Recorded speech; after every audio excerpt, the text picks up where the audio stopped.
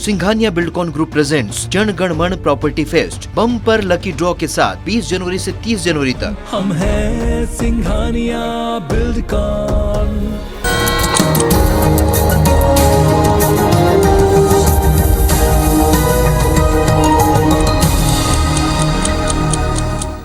नमस्कार, सुप्रभात, good morning. आप देख रहे हैं IBC 24 सुबह 7 बजे की बुलेटिन 7 की बड़ी बात में आपका स्वागत है। और इस बुलेटिन की शुरुआत करेंगे और बात करेंगे देश के आम बजट की।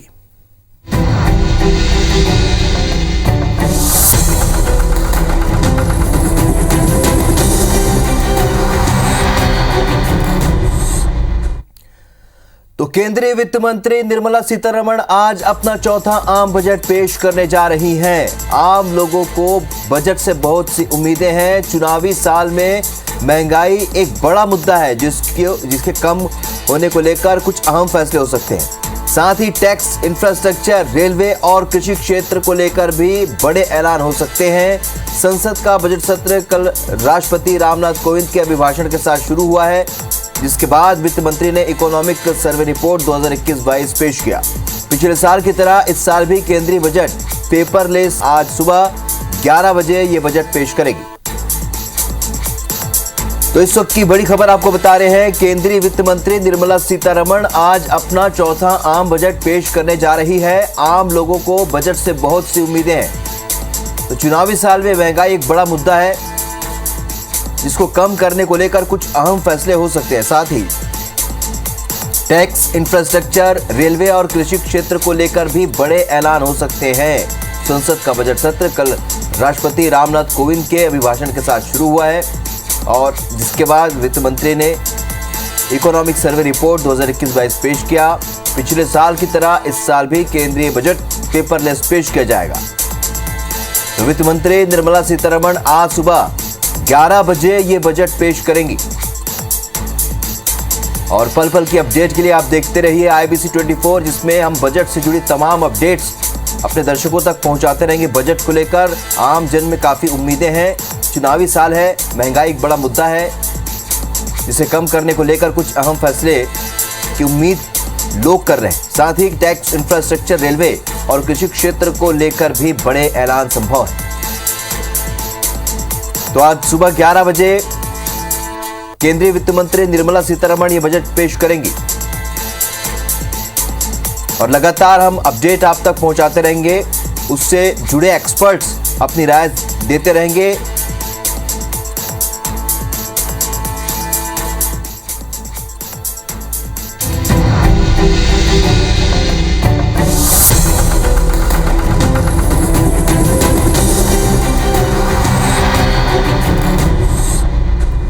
रुक करेंगे कुछ और खबरों का और बात करेंगे छत्तीसगढ़ से जुड़ी एक बड़ी खबर की। सीएम भूपेश बघेल आज कई कार्यक्रम में शामिल होंगे। सुबह 11 बजे सीएम हाउस में भूपेश कैबिनेट की बैठक होगी। दोपहर 1 बजे PCC की बैठक में सीएम भूपेश शामिल होंगे। तो PCC की बैठक में राहुल गांधी के दौरे की तैयारियों को लेकर चर्चा होगी और दोपहर 2 बजे बालोद के दौरे पर सीएम भूपेश बघेल जाएंगे। बालोद के गुरूर में स्थानीय कार्यक्रम में वो शामिल होंगे। आज कई कार्यक्रम हैं सीएम भूपेश बघेल के। आज भूपेश कैबिनेट की बैठक है। राहुल गांधी के दौरे की तैयारियों पर आज चर्चा हो सकती है। दोपहर 2 बजे सीएम भूपेश बघेल बालोद के दौरे पर जाएंगे। बालोद के गुरूर में स्थानीय कार्यक्रम में वो शामिल होंगे।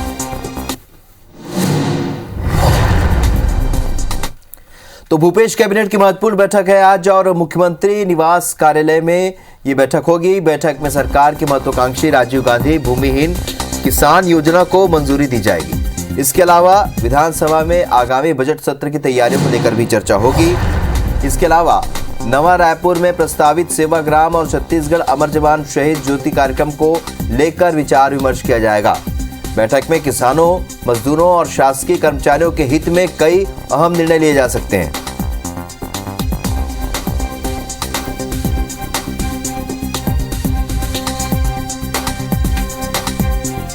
आपको बता दें कि आज भूपेश कैबिनेट की बैठक में कई विषयों पर चर्चा हो सकती है। मुख्यमंत्री निवास में बैठक होगी। रायपुर से एक और अहम खबर आपको बता दें, राजीव भवन में आज कांग्रेस प्रदेश कार्यकारिणी की बैठक है। दोपहर 1 बजे सीएम भूपेश बघेल इसमें शामिल होंगे। राहुल गांधी के दौरे को लेकर यहां पर मंथन किया जाएगा। प्रदेश पदाधिकारियों, जिला संगठन अध्यक्षों से चर्चा होगी। बैठक में इस कार्यक्रम की जिम्मेदारियां बांटी जाएंगी। मोहन मरकाम, प्रभारी सचिव चंदन यादव भी इस बैठक में मौजूद रहेंगे। तो कांग्रेस कार्यकारिणी की भी आज अहम बैठक है और इस बैठक में राहुल गांधी के दौरे को लेकर चर्चा भी होगी और साथ ही जिम्मेदारियां भी बांटी जाएंगी। तो इस बैठक में सीएम भूपेश बघेल शामिल होंगे। दोपहर 1 बजे ये बैठक होगी। मध्य प्रदेश से जुड़ी एक बड़ी खबर आपको बता देते हैं। आज सीएम शिवराज सिंह चौहान गोवा के चुनावी दौरे पर रहेंगे और गोवा में आज शाम करीब 4:30 बजे वरना के महलासा मंदिर में दर्शन करेंगे। इसके बाद शाम 4:50 पर डाबोलिम चुनाव क्षेत्र के चिकालिम पंचायत हॉल में बीजेपी प्रत्याशी मोविन गुंडिन्हो के साथ प्रचार करेंगे। तो शाम को 6:30 बजे कार्टालिम निर्वाचन क्षेत्र के जुआरी नगर में बीजेपी प्रत्याशी नारायण नायक के साथ जनसभा को संबोधित करेंगे। तो सीएम शिवराज आज गोवा के दौरे पर जाएंगे। गोवा में आज शाम को करीब 4:30 बजे वरना के महलासा मंदिर में वो दर्शन करेंगे। इसके बाद 4:50 पर डाबोलिम चुनाव क्षेत्र के चिकालिम पंचायत हॉल में बीजेपी के प्रत्याशी मोविन गुंडिन्हो के साथ प्रचार करेंगे। तो 6:30 बजे कार्टालिम निर्वाचन क्षेत्र के जुआरी नगर में बीजेपी प्रत्याशी नारायण नायक के साथ जनसभा को संबोधित करेंगे। मध्य प्रदेश से एक और बड़ी खबर। मध्य प्रदेश में आज से कांग्रेस का घर घर चलो अभियान की शुरुआत होने जा रही है। पूर्व मुख्यमंत्री कमलनाथ देवास से इस कार्यक्रम की शुरुआत करेंगे। पार्टी की विचारधारा, नीतियों को लोगों तक पहुंचाने के लिए अभियान कांग्रेस शुरू करने जा रही है। कमलनाथ सरकार के दौरान किए गए कामों की भी जानकारी दी जाएगी। कांग्रेस के प्रदेश सह प्रभारी सीपी मित्तल इंदौर में इस कार्यक्रम में शामिल होंगे।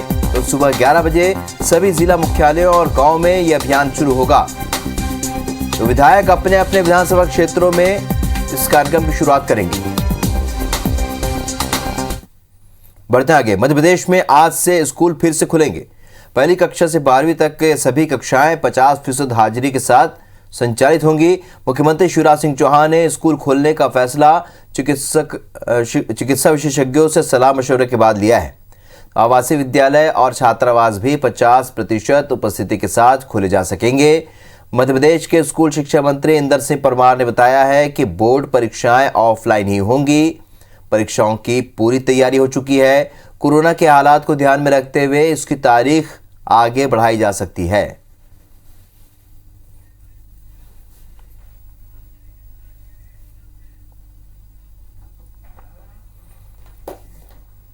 चलिए, मध्य प्रदेश और छत्तीसगढ़ से जुड़ी तमाम अपडेट्स के साथ हमारे दो सहयोगी इस वक्त हमारे साथ जुड़ रहे हैं। भोपाल से नीलम गुरवे, तो रायपुर से स्टार जैन इस वक्त हमारे साथ जुड़ रहे हैं। सबसे पहले स्टार, आपसे जानना चाहेंगे क्योंकि मुख्यमंत्री कल ही लौटे हैं पंजाब से और उसके बाद वो एक्शन मोड में नजर आ रहे हैं और आज वो बहुत सारे कार्यक्रमों में शिरकत करेंगे। और क्या कुछ खास होगा रायपुर में?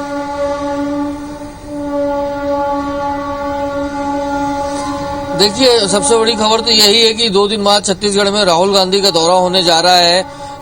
मुख्यमंत्री एक नई योजना की शुरुआत कर रहे हैं और उस योजना के तहत का जो शुभारंभ राहुल गांधी के हाथों होना है, उस लिहाज से लगातार कल जैसे ही मुख्यमंत्री बाहर अपने दौरे से लौटे हैं यूपी पंजाब के, और उसका तत्काल वो जहां कार्यक्रम स्थल है वहां पर भी गए थे, निरीक्षण उन्होंने किया, व्यवस्थाओं का जायजा लिया और आज कैबिनेट की बैठक भी रखी गई है और इसी संबंध में ये बैठक है। साथ ही साथ आपको बता दूं कि आज केंद्रीय बजट भी आना है और उस बजट से छत्तीसगढ़ को भी काफी कुछ उम्मीदें हैं। तो क्या केंद्रीय बजट के पिटारे में छत्तीसगढ़ को मिलता है, इसको लेकर भी चर्चा हो सकती है कैबिनेट में। और साथ ही जो राहुल गांधी जी के दौरा है उसको लेकर भी किस प्रकार की व्यवस्थाएं होनी है, किस प्रकार की जिम्मेदारियां किसे देनी है, इन तमाम बिंदुओं पर भी चर्चा कैबिनेट में होगी। क्योंकि और आने वाले समय में छत्तीसगढ़ का भी बजट पेश किया जाना है, तो इन तमाम बिंदुओं को लेकर यह बैठक आज कैबिनेट में होगी और इस लिहाज से यह कैबिनेट की यह बैठक जो है कई मायने में महत्वपूर्ण रखती है।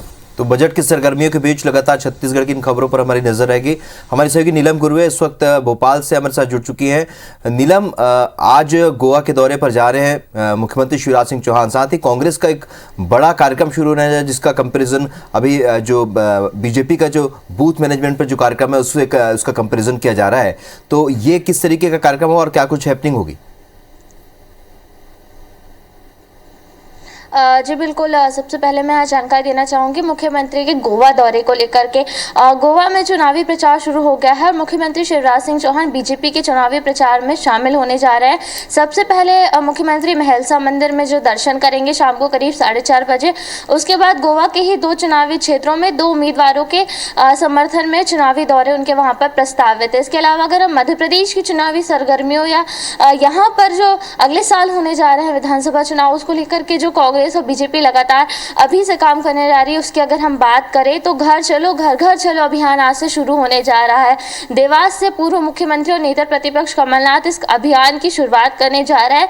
काफी बड़े स्तर पर इस कार्यक्रम को कांग्रेस जो है करने जा रही है। इसमें कार्यकर्ताओं से लेकर के जो जनप्रतिनिधि है उनसे संवाद किया जाएगा कि किस तरीके से अगले साल जो विधानसभा चुनाव होने जा रहे हैं साल 2023 में, उसमें कांग्रेस किस तरह से अपनी जो कमर कस सकती है, किस तरीके से चुनावी रणनीति में काम कर सकती है और जनता के बीच में किस तरीके से पहुंच सकती है, इसको लेकर के एक बड़ा कार्यक्रम यहाँ पे, संवाद कार्यक्रम यहाँ पे किया जा रहा है। इसकी तुलना बीजेपी के बूथ अभियान से इसलिए भी की जा रही है क्योंकि बूथ अभियान जो चल रहा है, बूथ विस्तारक अभियान बीजेपी का, उसमें भी कुछ इसी तरह की रणनीति से बीजेपी जो है अपने कार्यकर्ताओं तक पहुंच रही है कि आने वाले चुनाव में कार्यकर्ता कितनी मेहनत कर सकते हैं, बीजेपी की क्या जो पिछले सालों में जो चुनावी वादे रहे हैं या जो चुनावी फायदे रहे हैं उनको कैसे गिना सकती है लोगों तक पहुंच करके। तो कुछ इसी तरीके के कार्यक्रम जो है घर चलो अभियान की शुरुआत यहाँ पे कांग्रेस की तरफ से की जा रही है। तो आज इसकी शुरुआत देवास से पूर्व मुख्यमंत्री करने जा रहे हैं कमलनाथ जी। चलिए, तो कुल मिलाकर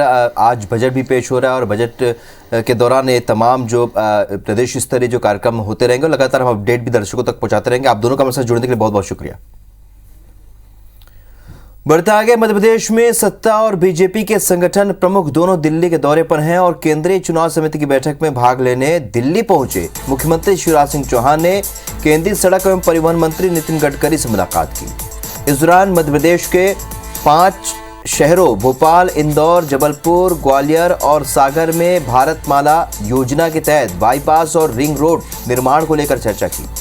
इसके साथ ही मुख्यमंत्री ने मध्य प्रदेश के 50 से ज्यादा शहरी क्षेत्रों से गुजरने वाले अलग अलग राष्ट्रीय राजमार्गों के बाईपास के निर्माण के बारे में भी नितिन गडकरी से बात की। मुख्यमंत्री शिवराज सिंह चौहान की नितिन गडकरी से ग्वालियर चंबल क्षेत्र से गुजरने वाले 404 मीटर लंबे अटल प्रगति पथ के निर्माण को लेकर चर्चा हुई। वहीं बीजेपी प्रदेश अध्यक्ष वी डी शर्मा ने संसद के बजट सत्र में शामिल होने के साथ ही दिल्ली में आला नेताओं से मुलाकात की।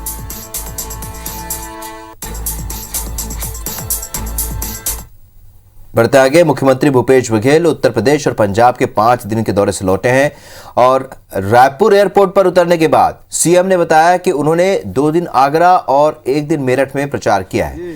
उन्होंने कहा कि महंगाई के बीजेपी के शासन में महंगाई बढ़ी है और लोगों की आय कम हुई है। 3 फरवरी को राहुल गांधी आ रहे हैं। हिंदुस्तान में पहली बार भूमिहीन किसानों को नगद राशि दी जाएगी। राजीव गांधी भूमिहीन किसान न्याय योजना की पहली किश्त राहुल गांधी के हाथों दी जाएगी। सीएम ने कहा कि वर्धा की तर्ज पर सेवाग्राम का निर्माण किया जा रहा है। राहुल जी उसके साथ साथ अमर जवान ज्योति का शिलान्यास करेंगे। उन्होंने तंज कसा कि बीजेपी का आज़ादी की लड़ाई से कोई सरोकार नहीं रहा है। देश की आज़ादी के लिए हमारे नेताओं ने प्राणों की आहुति दी है। शहीद जवानों की स्मृति में अमर जवान ज्योति स्थापित की जा रही है। यूपी चुनाव को लेकर सीएम ने कहा कि जनता ये देख रही है कि बीजेपी क्या कह रही है और समाजवादी पार्टी के आधार पर और भाजपा धर्म के आधार पर राजनीति कर रही है। केंद्रीय बजट को लेकर सीएम ने कहा कि छत्तीसगढ़ को क्या क्या चाहिए उसके बारे में हमने वित्त मंत्री के साथ चर्चा में बता दिया है। अब देखते हैं कि क्या मिलता है। 10 विधानसभा 3 तारीख को राहुल जी आ रहे हैं, जिसमें एक तो पूरे हिंदुस्तान में पहली बार भूमिहीन श्रमिकों को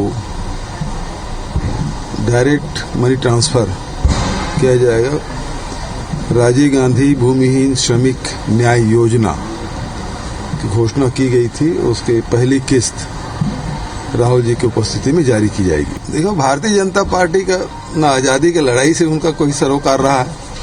वो तो अंग्रेजों के मुखबिरी करने के काम करते रहे। देश के एकता और अखंडता के लिए हमारे नेताओं ने अपने प्राणों की आहुति दी। तो इन लोगों को बलिदान से कोई लेना देना नहीं। इनका तो एक ही सूत्र है, राम नाम जपना पराया माल अपना। अमर जवान ज्योति यहाँ बन रहा है। जो हमारे जवानों की शहादत हुई है उसकी स्मृति में कोई कार्यक्रम किया जा रहा है। समाजवादी पार्टी भी जाति के आधार पर राजनीति कर रही है। भारतीय जनता पार्टी भी धर्म और जाति के हिसाब से राजनीति कर रही है। कभी वो जिन्ना के लिए आते हैं, कभी सावरकर को लाते हैं। चैन से सोने दीजिए भाई। और इतिहास से आदमी को सबक लेना चाहिए, न कि इतिहास में जीना चाहिए। ये लोग इतिहास के आधार पर आज वोट मांग रहे हैं। अपने कार्यों के आधार पर भारतीय जनता पार्टी चुनाव नहीं लड़ रही है। बजट के पहले वित्त मंत्री जी ने सारे वित्त मंत्रियों की बैठक की। कुछ राज्यों के वित्त विभाग मुख्यमंत्री के पास है, तो मुख्यमंत्री लोग भी गए थे, मैं भी उसमें गया था। तो छत्तीसगढ़ को क्या क्या चाहिए उसके बारे में मैंने वहां विस्तार से बात रख दी, लिखित में भी दे दिया। और जब बोलने का अवसर मिला तब भी मैं अपनी बात वहां रख दी। अब देखना कल ये है कि उसमें से कितना हो पा रहा है, नहीं हो पा रहा है। 3 फरवरी को राहुल गांधी के रायपुर आगमन को लेकर सभी व्यवस्थाएं अंतिम चरण में पूरी की जा रही हैं और उन्हीं व्यवस्थाओं का जायजा लेने के लिए खुद मुख्यमंत्री भूपेश बघेल एयरपोर्ट से साइंस कॉलेज मैदान पहुंचे और राहुल गांधी के आगमन को लेकर चल रही तैयारियों का जायजा भी लिया। अधिकारियों ने राहुल गांधी के आगमन से लेकर प्रदर्शनी स्थल और वापस जाने तक का तैयार मैप पर मुख्य सचिव अमिताभ जैन, एसीएस सुब्रत साहू, पीएस आलोक शुक्ला और कमलप्रीत सिंह ने जानकारी दी। तो सीएम भूपेश ने इस पर आवश्यक दिशा निर्देश भी दिए। इस मौके पर मंत्री रविंद्र चौबे, मोहम्मद अकबर, गुरु रुद्र कुमार, अनिला भेड़िया और प्रेम साय सिंह टेकाम समेत विकास उपाध्याय मौजूद रहे। छत्तीसगढ़ भाजपा किसान मोर्चा ने प्रदेश के सभी सहकारी समितियों के बाहर धरना प्रदर्शन किया। आरंग से लगे ग्राम फरफोद के सहकारी समिति के बाहर पूर्व मुख्यमंत्री रमन सिंह, पूर्व कृषि मंत्री चंद्रशेखर साहू समेत अन्य भाजपा पदाधिकारियों ने धरना दिया। पूर्व मुख्यमंत्री रमन सिंह ने कहा कि राज्य सरकार किसानों से वादा खिलाफी कर रही है। उन्होंने धान खरीदी की अवधि 15 दिन बढ़ाने की मांग की। धान खरीदी केंद्रों में उठाव जल्द हो और समितियों को नुकसान की भरपाई राज्य सरकार करे। रमन सिंह ने कहा कि राज्य सरकार ओलावृष्टि से प्रभावित किसानों को तत्काल मुआवजा दे और खाद की कालाबाजारी पर नकेल कसे। वहीं धरना प्रदर्शन पर खाद्य मंत्री अमरजीत भगत का कहना है कि भाजपा नेता घड़ियाली आंसू बहा रहे हैं। उन्होंने कहा कि जब केंद्र ने हमारा उसना चावल नहीं लिया तब भाजपा के नेता चुप थे। भाजपा के कारनामे को जनता जान चुकी है। बता दें कि छत्तीसगढ़ में 93 लाख मीट्रिक टन से ज्यादा की धान की खरीदी हो चुकी है, जो छत्तीसगढ़ में अब तक का सबसे ज्यादा है। राज्य सरकार धान खरीदी 7 फरवरी तक करेगी, जबकि कुल धान खरीदी का लक्ष्य 1 करोड़ 5 लाख मीट्रिक टन है। 60 से 70% ही खरीदी हुई है। वहाँ पे ये समय 15 दिन बढ़ाने की प्रमुख मांग को लेकर किसान आंदोलित है कि पूरी परिवहन व्यवस्था ठप हो चुकी है। बफर स्टॉक की लिमिट से 2 गुना, 3 गुना, 4 गुना ज़्यादा धान का स्टॉक वहाँ पे हो चुका है। हमारे विपक्ष के मित्र प्रदर्शन कर रहे हैं, घड़ियाली आंसू है इसको बोलते हैं ना, कि दिखावा करने के लिए कि हम क्या जवाब देंगे। तो केवल राजनीति के लिए प्रदर्शन करना, केवल दिखावाबाजी करना, उसको खूब जनता समझती है।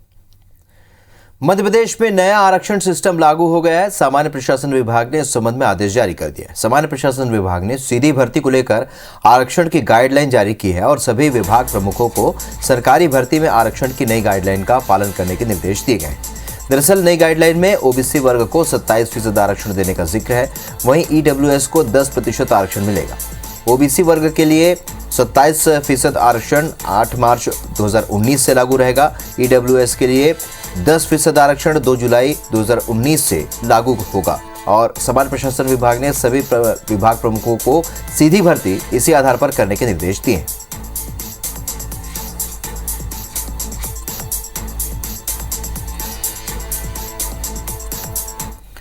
राजधानी रायपुर के बहुचर्चित प्रवीण सोमानी अपहरण कांड मामले के मास्टरमाइंड पप्पू चौधरी और उसके साथी को लेने गई रायपुर पुलिस की टीम को गुजरात से खाली हाथ ही लौटना पड़ा। देश में अपहरण उद्योग का सरगना चंदन सुनार गैंग का कुख्यात सदस्य पप्पू चौधरी के खिलाफ देश के कई राज्यों में दर्जनों गंभीर अपराध दर्ज, जिसके चलते गुजरात सरकार के गृह मंत्रालय ने गुजरात कंट्रोल और ऑर्गेनाइज्ड क्राइम एक्ट के तहत कार्रवाई की है, जिसके कारण उसको एक राज्य से दूसरे राज्य लाने ले जाने की गतिविधियों पर रोक है। रायपुर एसएसपी के मुताबिक कुछ दस्तावेजों की कमी होने और आरोपी पप्पू और उसके एक अन्य साथी को आसनसोल पुलिस रिमांड पर अपने साथ ले गई हुई थी और साथ ही प्रोडक्शन वारंट की मियाद भी खत्म हो जाने के कारण पुलिस टीम वापस लौट आई है। जल्द ही रायपुर कोर्ट से दूसरा प्रोडक्शन वारंट जारी करवाकर जल्द ही पुलिस टीम गुजरात भेज जाएगी।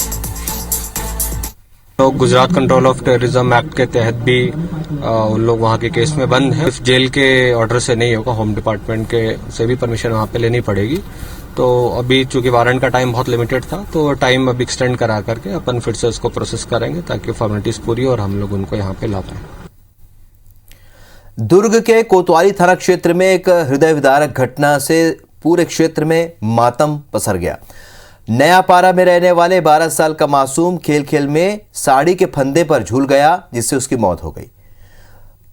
कुंभकार परिवार का 12 वर्षीय मानव अपने छोटे भाई के साथ साड़ी के झूले में खेल रहा था, जहां छोटा भाई पढ़ाई करने के लिए दूसरे कमरे में चला गया और इधर मानव साड़ी के झूले में खेलते खेलते गले में फंदा बन गया और जहां घायल मासूम को परिजनों ने तुरंत इलाज के लिए अस्पताल वो ले जाने लगे, लेकिन रास्ते में ही बच्चे ने दम तोड़ दिया।